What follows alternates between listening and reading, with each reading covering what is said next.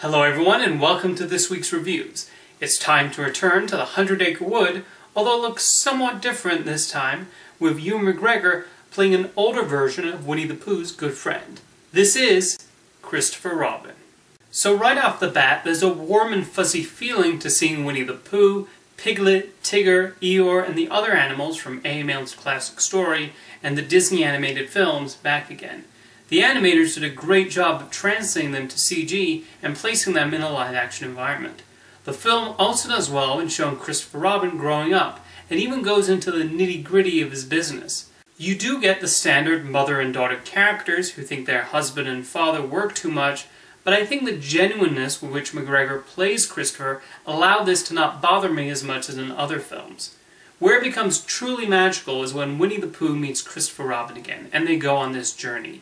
There's such a warm innocence to Pooh, and director Mark Forster does a good job of contrasting that with the now business-minded Christopher.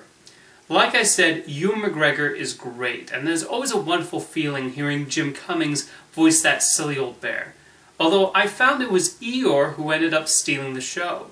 Brad Garrett nailed the proper gloominess, but also an intelligent side to the character, and Piglet is just adorable.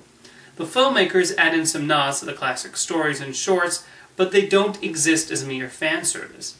We do hear a few Sherman Brothers songs, and Richard Sherman even composed new tunes especially for this movie. I do suggest sticking through the credits. Most importantly, the main theme about not forgetting your childhood and letting that guide you is a wonderful one, and very much in keeping with what the Winnie the Pooh series has taught us over the years.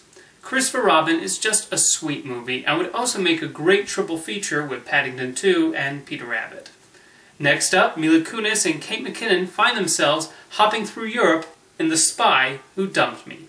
This has a solid premise with which to create some potentially funny moments, with Mila Kunis finding out her ex-boyfriend is a spy and ending up involved in an espionage mission with her best friend tagging along.